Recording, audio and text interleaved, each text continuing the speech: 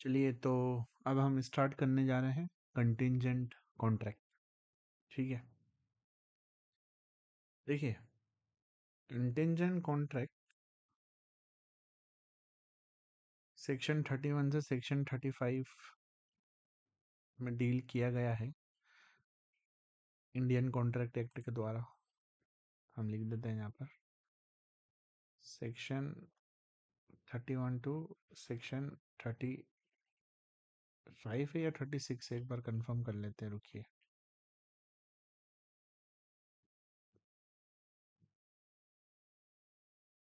36 तक है, ठीक है, 31 से लेके 36 तक। चलिए, अब हम आ जाते हैं डायरेक्ट कि कंटिंजेंट कॉन्ट्रैक्ट क्या होता है। देखिए, कंटिंजेंट कॉन्ट्रैक्ट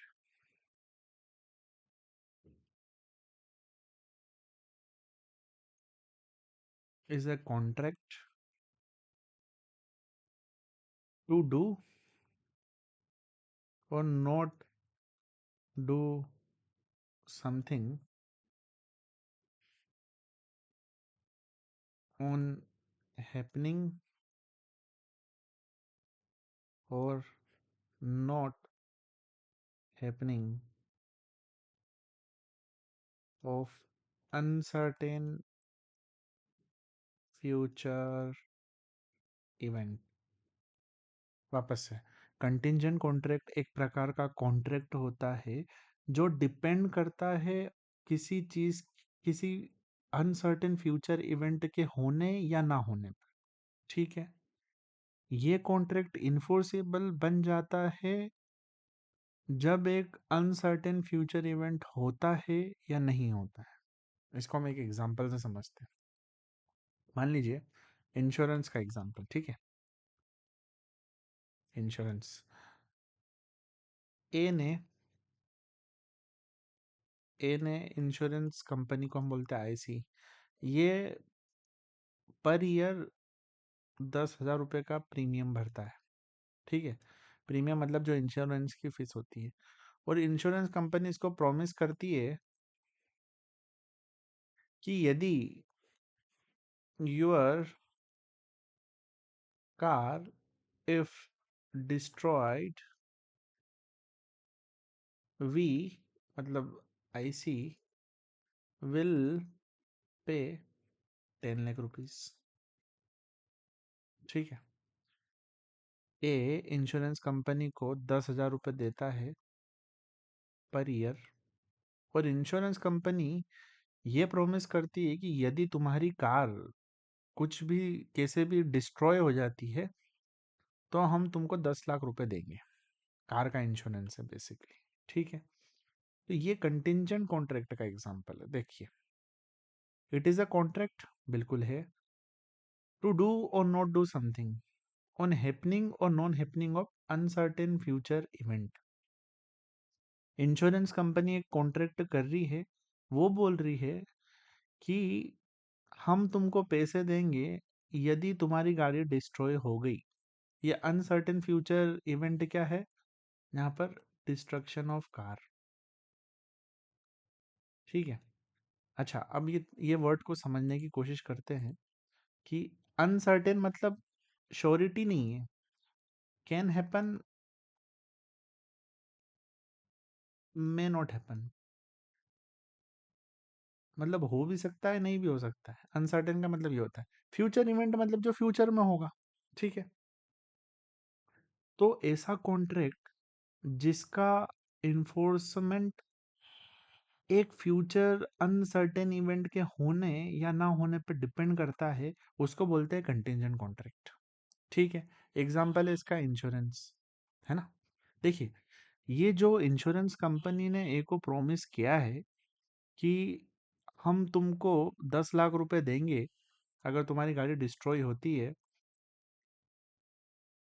ये प्रॉमिस, ये कॉन्ट्रैक्ट तभी इन्फोर्सेबल बनेगा जब ये अनसर्टेन फ्यूचर इवेंट हो जाएगा। मतलब जब गाड़ी डिस्ट्रॉय हो जाएगी ना, this contract will become enforceable only after destruction of car. ठीक है, a contract to do or not do something on happening or non happening of uncertain future event is a contingent contract. ये define किया गया है section 31 में। चलिए अब हम थोड़ा आगे बढ़ते हैं नोट्स पे। देखिए नोट्स में ये लिखना है कि contingent contract derive its validity from occurrence or non occurrence of uncertain future event। ठीक है, ये टाइप के कॉन्ट्रैक्ट बड़े यूजफुल होते हैं डे टू डे ट्रांजैक्शन के लिए। देखिए ये इंश्योरेंस में यूज होते हैं, इंडेमनिटी के जो कॉन्ट्रैक्ट होते हैं उसमें भी होते हैं। ठीक है, a contingent contract does not become enforceable immediately upon its formation, its enforceability depends upon the happening or non happening of a future uncertain event that is collateral to the contract। अच्छा हाँ, एक और बात discuss कर लेते हैं। देखिए हमने ये बात करी, जो जनरल कॉन्ट्रैक्ट होते हैं ना, general contract becomes enforceable immediately। Enforceable का मतलब तो मैंने पहले ही बता दिया था कि आप कोर्ट में जा सकते हो, केस फाइल कर सकते हो और जज साहब को बोल सकते हो कि जज साहब इस कॉन्ट्रैक्ट में जो भी कंडीशंस लिखी हुई है वो सामने वाली पार्टी से पूरी करवाइए क्योंकि वो पूरी नहीं कर रहा है। ठीक है, तो जनरल कॉन्ट्रैक्ट ऐसा होता है कि वो इन्फोर्सेबल इमीडिएटली बन जाता है। मतलब आज कॉन्ट्रैक्ट करा और दूसरी पार्टी ने मना कर दिया कि हम तो नहीं करेंगे तुम्हारे कॉन्ट्रैक्ट में जो भी लिखा है, तो आप उसी दिन जा सकते हो और केस फाइल कर सकते हो। जबकि जो कंटिंजेंट कॉन्ट्रैक्ट होता है ये इन्फोर्सेबल तभी बनेगा जब अनसर्टेन फ्यूचर इवेंट हो जाए या ना हो जाए, जैसा भी कॉन्ट्रैक्ट में लिखा है। ठीक है, तो ये लाइन यही यहाँ पर लिखी हुई है, a contingent contract does not become enforceable immediately upon its formation, its enforceability depends upon the happening or non happening of a future uncertain event that is collateral to the contract। अच्छा, ये collateral का मतलब क्या होता है? collateral का मतलब होता है event which is independent of contract. इसका मतलब क्या होता है? इसका मतलब ये होता है कि जो भी इवेंट की हम बात कर रहे हैं जिसके ऊपर कंटिंजेंट कॉन्ट्रैक्ट डिपेंड कर रहा है, अनसर्टेन फ्यूचर इवेंट, ये कॉन्ट्रैक्ट का पार्ट नहीं है। इस इवेंट को पार्टीज इन्फ्लुएंस नहीं कर सकती। ठीक है, ये इवेंट होगा चाहे पार्टी कुछ करे या ना करे, है ना। हमने एक एग्जांपल ये वाला लिया, इंश्योरेंस वाला। अब ये जो गाड़ी का डिस्ट्रक्शन है इसमें पार्टीज का कुछ रोल नहीं है। मान लो ये सेम कॉन्ट्रैक्ट करा, एक इंश्योरेंस कंपनी को हर साल 10,000 रुपये देता है और इंश्योरेंस कंपनी प्रॉमिस करती है कि यदि तुम्हारी गाड़ी डिस्ट्रॉय हो गई तो हम तुमको 10 लाख रुपए देंगे एज एन इंश्योरेंस मनी। अब मान लीजिए अब इसमें जो अनसर्टेन फ्यूचर इवेंट है, जो कोलेटरल इवेंट है, कोलेटरल लेवल इवेंट है डिस्ट्रक्शन ऑफ कार, तो ये किसी पार्टी के हाथ में नहीं है, ना तो इंश्योरेंस कंपनी के हाथ में है, ना ही जिसने इंश्योरेंस करवाया कार ओनर उसके हाथ में है। ठीक है, ये इवेंट ऐसा है जो अपने आप होगा या ना होगा, इसकी कोई गारंटी नहीं है। अब आप बोल सकते हो कि ये ओनर भी तो इस इवेंट को इन्फ्लुएंस कर सकता है और अपनी गाड़ी को आग लगा सकता है, बट वो इलीगल है। हम यहाँ पर इलीगल कॉन्ट्रैक्ट की बात नहीं कर रहे। लीगली ओनर कुछ नहीं कर सकता, लीगली ओनर अपनी गाड़ी को आग नहीं लगा सकता, क्योंकि अगर उसने लीगली अपनी गाड़ी पर आग लगाई और फिर इंश्योरेंस क्लेम करने गया तो वो फ्रॉड हो जाएगा, उसके ऊपर क्रिमिनल केस हो जाएगा। ठीक है, चलिए तो अब हम आगे बढ़ते हैं। कोलेटरल मैंने बता दिया, कोलेटरल इवेंट बेसिकली ऐसा इवेंट जो पार्टी के हाथ में नहीं है और जो जिसका होना या ना होना कॉन्ट्रैक्ट पर डिपेंड नहीं करता, बल्कि उस इवेंट के होने या ना होने पे कॉन्ट्रैक्ट डिपेंड करता है। ध्यान से सुनिएगा ये लाइन। कोलेटरल इवेंट ऐसा होता है जो कॉन्ट्रैक्ट से अलग है बिल्कुल, उसका कॉन्ट्रैक्ट की कंसिडरेशन से या प्रॉमिस से कोई लेना देना नहीं है। कॉन्ट्रैक्ट के होने या ना होने से उस इवेंट को कोई फर्क नहीं पड़ता, लेकिन उस इवेंट के होने या ना होने पर कॉन्ट्रैक्ट डिपेंड करता है। अब हम थोड़े एग्जाम्पल समझेंगे तो चीज़ें और क्लियर होगी। टेंशन नहीं लो आप, एग्जाम्पल समझ में आएंगे तो सब आ जाएगा। चलिए डेफिनेशन पे आते हैं वापस से। Contingent contract is a contract, ठीक है। काई चीज किस चीज का कॉन्ट्रैक्ट है? कुछ करने का या कुछ नहीं करने का। कब करना है या कोई कब नहीं करना है, यदि कोई इवेंट जो कि कोलेटरल है उस कॉन्ट्रैक्ट से होता है या नहीं होता है, if some event collateral to such contract happens और डज नॉट हैपन। देखिए, कंटिंजेंट कॉन्ट्रैक्ट एक कॉन्ट्रैक्ट है, किस चीज के लिए है? कुछ करने के लिए या कुछ ना करने के लिए। कब? जब कोई इवेंट हो या ना हो, और ये इवेंट ऐसा होता है जो कोलेटरल है कॉन्ट्रैक्ट को। कोलेटरल है मतलब कि कॉन्ट्रैक्ट का पार्ट नहीं है, ये कॉन्ट्रैक्ट से अलग है। ये लिख रखा है हमने, इंडिपेंडेंट ऑफ कॉन्ट्रैक्ट। ठीक है, अब इसी डेफिनेशन को हम अगर ब्रेक करते हैं तो ये आ जाता है कि कंटिजेंट कॉन्ट्रैक्ट में एक तो कॉन्ट्रैक्ट होना चाहिए, ये कॉन्ट्रैक्ट कंडीशनल होना चाहिए। कंडीशनल कॉन्ट्रैक्ट मतलब जो डिपेंड करता है कुछ कंडीशन के होने पर। यहाँ पर कंडीशन क्या है? कार का डिस्ट्रक्शन, वो वहां पर पिछले एग्जाम्पल में लिख देते हैं यहाँ पर। फ्यूचर अनसर्टिफाइड अनसर्टेन इवेंट भी है, डिस्ट्रक्शन ऑफ कार। ठीक है। अच्छा, इवेंट मस्ट बी कोलेटरल, जो हमने पहले डिस्कस कर लिया, मतलब it should not be A part of A reciprocal promises. मतलब ये पार्टीज पर डिपेंड नहीं होना चाहिए बेसिकली। ये event should be independent of a contract. लिख देते हैं वापस इसको भी, जैसे ऊपर लिख रखा है, collateral means independent pendent of contract. The performance of a contract depends upon the happening और non happening of the event. ठीक है, बस। एग्जाम्पल वही इंश्योरेंस का। इंश्योरेंस इंश्योरेंस कंपनी की लाइबिलिटी तभी अराइज होगी जब वो इवेंट हो जाए। मान लो अगर आपने घर की प्रोटेक्शन के लिए इंश्योरेंस कर रखा है, तो इंश्योरेंस कंपनी की लाइबिलिटी तभी पैदा होगी जब आपका घर में आग लग के डिस्ट्रक्शन हो जाए। ठीक है। एक केस ये रहा, LIC versus Anuradha. Supreme court ने बोला कि insurance contract are contingent in nature and depends on the happening और occurrence of uncertain future event. चलिए, अच्छा, इसेंशियल एलिमेंट वापस से डिस्कस कर लेते हैं हम। पहले तो वैलिड कॉन्ट्रैक्ट होना चाहिए। यदि कंटिंजेंट कॉन्ट्रैक्ट बनाना तो सबसे पहले तो ये ज़रूरत है कि वैलिड कॉन्ट्रैक्ट हो। तो सभी चीज़ पूरी करना है, सेक्शन 10 की, free consent, unlawful, lawful consideration, lawful object, competency. दूसरा है कि contract must depend on an event which may or may not happen in the future. Certainty negates contingency. Few वही इवेंट फ्यूचर का होना चाहिए और वो अनसर्टेन होना चाहिए। मतलब अनसर्टेन का मतलब कि uncertain event means may happen और may not happen। ठीक है।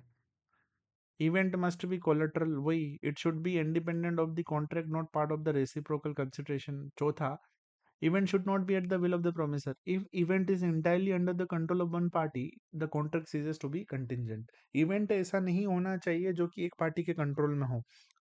ठीक है, चलिए। अब एक नॉर्मल कॉन्ट्रैक्ट और कंटिंजेंट कॉन्ट्रैक्ट में डिफरेंस क्या होता है? नॉर्मल कॉन्ट्रैक्ट अनकंडीशनल होता है, उसमें कोई कंडीशन नहीं लगी होती। कंटिंजेंट कॉन्ट्रैक्ट में कंडीशन लगी होती कि यदि वो इवेंट होगा या ना होगा तभी कॉन्ट्रैक्ट इन्फोर्सेबल बनेगा। चलिए, नॉर्मल कॉन्ट्रैक्ट बनने के बाद से ही इमीडिएटली इन्फोर्सेबल हो जाता है, जबकि कंटिंजेंट कॉन्ट्रैक्ट की इन्फोर्सिबिलिटी डिपेंड करती है कि इवेंट होगा कि नहीं, जैसा भी उस कॉन्ट्रैक्ट में लिखा है। रिस्क एलिमेंट इसमें कुछ होता ही नहीं है, क्योंकि बनते से ही वो इन्फोर्सेबल हो जाता है। कंटिंजेंट कॉन्ट्रैक्ट ऐसा होता है क्योंकि वो फ्यूचर इवेंट पर डिपेंड करता है, तो यदि फ्यूचर इवेंट अगर नहीं हुआ तो ये कॉन्ट्रैक्ट भी नहीं होगा, है ना? तो गारंटी नहीं है कि कॉन्ट्रैक्ट इन्फोर्सेबल बनेगा या नहीं बनेगा। सेल्स ऑफ गुड्स का कॉन्ट्रैक्ट, जहाँ पर आप कुछ खरीद रहे हो, बेच रहे हो। इंश्योरेंस कॉन्ट्रैक्ट है अपने कंटिंजेंट कॉन्ट्रैक्ट का एग्जांपल। ठीक है, चलिए। अब कंटिंजेंट कॉन्ट्रैक्ट से लेके कुछ रूल्स एंड रेगुलेशंस दे रखी है जो कि डेल्ट करता है सेक्शन 32 से सेक्शन 36 तक। ठीक है, सेक्शन 31 डिफाइन करता है और इसमें बाकी रूल्स हैं सेक्शन 32 से 36, तो ये याद रखिएगा आप। चलिए, सेक्शन 32 बोलता है enforcement on happening of event. अगर कंटिंजेंट कॉन्ट्रैक्ट ऐसा है जो डिपेंड करता है फ्यूचर अनसर्टेन इवेंट के होने पर, वो इन्फोर्सेबल तभी बनेगा जब वो इवेंट होगा। वापस से, अगर कंटिंजेंट कॉन्ट्रैक्ट ऐसा है जो कि अनसर्टेन फ्यूचर इवेंट के होने पर डिपेंड करता है, वो इन्फोर्सेबल तभी बनेगा जब वो इवेंट होगा। अगर उस इवेंट का होना इम्पॉसिबल बन जाएगा तो वो कॉन्ट्रैक्ट वॉइड बन जाएगा। चलिए एग्जांपल लेते हैं, एग्जांपल समझ में आएगा। A agrees to pay B 50,000 rupees if B ship arrives at Mumbai port. A B के साथ एग्रीमेंट करता है कि वो बी को 50,000 रुपए देगा यदि बी की शिप मुंबई पोर्ट पर आ गई। ये कॉन्ट्रैक्ट इन्फोर्सिएबल तभी बनेगा जब शिप मुंबई पोर्ट पे आ जाए, उसके पहले ये कॉन्ट्रैक्ट इन्फोर्सिएबल नहीं बनेगा। ठीक है, सिंपल सी बात है। सेक्शन 33 इसकी बिल्कुल उल्टी बात करता है। सेक्शन 33 बोलता है कि यदि कोई कंटिंजेंट कॉन्ट्रैक्ट है जो इस बात पे डिपेंड करता है कि फ्यूचर अनसर्टेन इवेंट ना हो, वो इन्फोर्सेबल तब बनेगा जब वो फ्यूचर अनसर्टेन इवेंट का होना इम्पॉसिबल बन जाए। इसका मतलब वापस से इलस्ट्रेशन आप पढ़ना तो अपने आप चीज समझ में आएगी, कुछ भी रॉकेट साइंस नहीं है, बस थोड़ी लैंग्वेज ऊपर नीचे हो। देखिए, A promise to pay if a certain train does not arrive on a particular day. A B को प्रॉमिस करता है कि वो उसको पैसे देगा यदि मान लो सैटरडे मतलब संडे के दिन यदि ट्रेन नहीं आई तो वो उसको 10,000 रुपये देगा। अब सैटरडे को पता चलता है कि ट्रेन कैंसिल हो गई, तो अब ट्रेन का अगले दिन आना इम्पॉसिबल हो गया, तो कॉन्ट्रैक्ट सैटरडे से ही इन्फोर्सेबल बन जाएगा। ठीक है, ए प्रोमिसेस टू पे certain amount if train does not arrive on particular day. हम मान लो कि ये पर्टिकुलर डे है, संडे को ट्रेन आने वाली थी। ए ने बोला कि मैं तुम्हें पैसे दूंगा अगर संडे को ट्रेन नहीं आई। ठीक है, if the train is cancelled permanently, permanently cancel हो गई कि मतलब वो ट्रेन चलेगी नहीं ऑन सैटरडे। सैटरडे के दिन परमानेंटली ट्रेन कैंसिल कर दी रेलवे डिपार्टमेंट ने कि अब ये ट्रेन हमेशा के लिए बंद कर दी, तो ये कॉन्ट्रैक्ट अनइन्फोर्सेबल, ये कॉन्ट्रैक्ट इन्फोर्सेबल हो जाएगा। क्योंकि यहाँ क्या लिखा है, contingent contract dependent on non happening of future uncertain event, non happening है ना। तो अब नॉन हैपनिंग तो हो गया पक्का कि अब तो ये इवेंट होगा ही नहीं, तो ये कॉन्ट्रैक्ट इन्फोर्सेबल हो जाएगा। चलिए, event dependent on a conduct of a person. अगर कंटिंजेंट कॉन्ट्रैक्ट ऐसा है जो किसी पर्सन के फ्यूचर कंडक्ट पे डिपेंड करता है, तो वो कॉन्ट्रैक्ट इम्पॉसिबल बन जाएगा जब सामने वाला पर्सन जिसके कंडक्ट पे वो कॉन्ट्रैक्ट डिपेंडेंट है, वो ऐसा एक्ट करे जो कि इनकंसिस्टेंट है विद द कंटिंजेंसी। हम वापस आपके ऊपर से गया होगा 110%। तो इलस्ट्रेशन देखिए, उससे समझ में आएगा। A agrees to pay B if C marriage D. A B के साथ एग्रीमेंट करता है कि यदि सी ने डी के साथ शादी करी तो मैं तुम्हें पैसे दूंगा।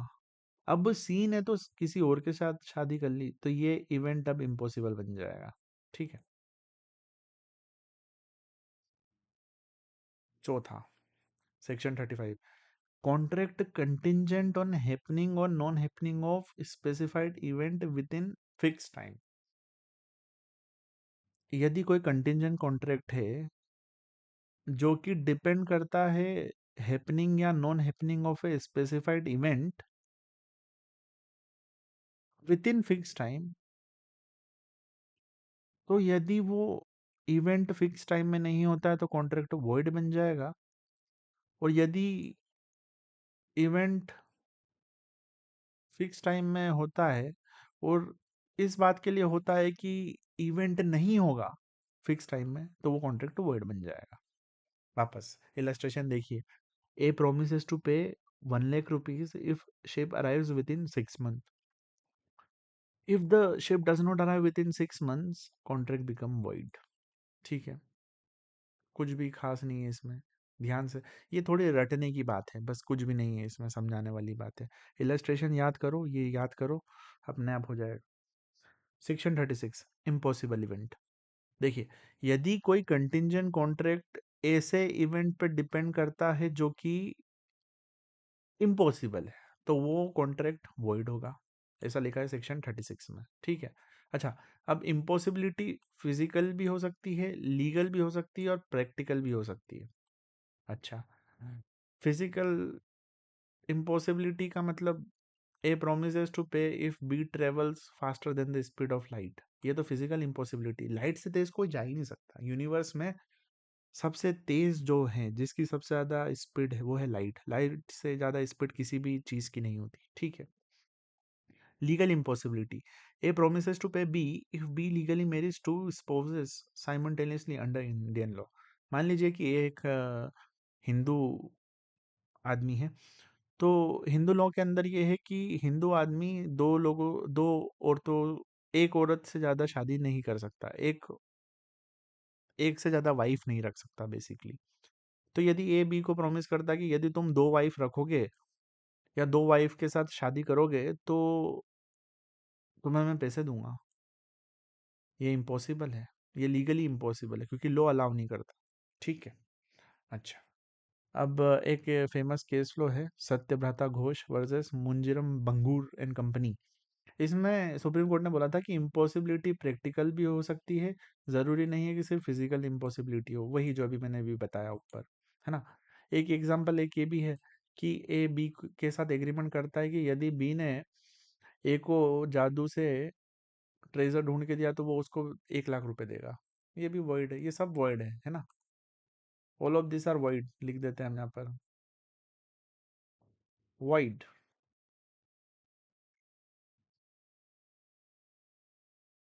अच्छा, ये जितनी भी इम्पॉसिबिलिटी है ना, ये at the time of contract के फॉर्मेशन पे आप ध्यान से देखिए।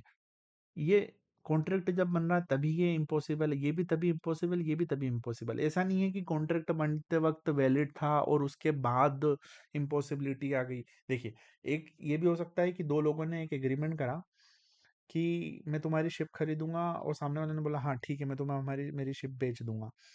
जिस टाइम पे दोनों एग्रीमेंट कर रहे हैं उस टाइम पे शिप डूब चुकी है समुद्र में, पर ये बात किसी को भी नहीं पता दोनों में से, ठीक है। तो ये जो कॉन्ट्रैक्ट है ये भी वॉइड है, लेकिन ये बाद में बना।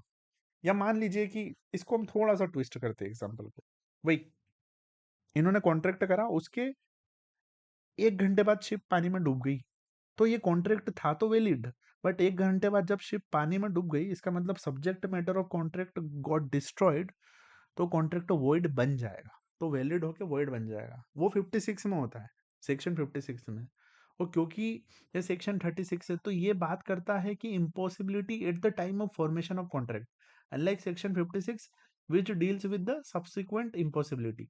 मतलब लीगल कॉन्ट्रैक्ट करा, उसके 1 घंटे बाद जहाज पानी में डूब गया तो वह इम्पॉसिबल हो गया, सब्सिक्वेंटली इम्पॉसिबल हुआ। चलिए, तो यह मैंने थोड़ा डिफरेंस भी बता दिया आपको कि सेक्शन 36 और 56 की इम्पॉसिबिलिटी में फ़र्क क्या है। ये 36 की इम्पॉसिबिलिटी है और 56 की सब्सिक्वेंट होती है। शिप संकन इन सी, याद रख लेना, थोड़ा लिख सकते हैं आप इसको भी। चलिए, वापस से कंटिंजेंट एग्रीमेंट और वेजरिंग एग्रीमेंट में क्या फ़र्क होता है ये हम अगली वाली वीडियो में कवर कर लेंगे, लेकिन आप देख लो। वेजरिंग एग्रीमेंट मतलब सट्टा, ठीक है। ये वैलिड होता है, ये वॉइड होता है। इसमें लेजिटिमेट इंटरेस्ट होता है, जैसे अपन अपनी गाड़ी को बचाना चाह रहे हैं, अपने घर को बचाना चाह रहे हैं, इंश्योरेंस कॉन्ट्रैक्ट है ना। इवेंट कोलेटरल होता है, मतलब इंडिपेंडेंट होता है। और वेजरिंग कॉन्ट्रैक्ट में इवेंट सोल डिटरमाइनिंग फैक्टर होता है, इंश्योरेंस और बेटिंग। अभी वेजरिंग एग्रीमेंट हम अगली वीडियो में कवर करेंगे, तो ये पॉइंट अच्छे से समझ में आएंगे, वहां पर भी हम इनको डिटेल में कवर करेंगे, ठीक है।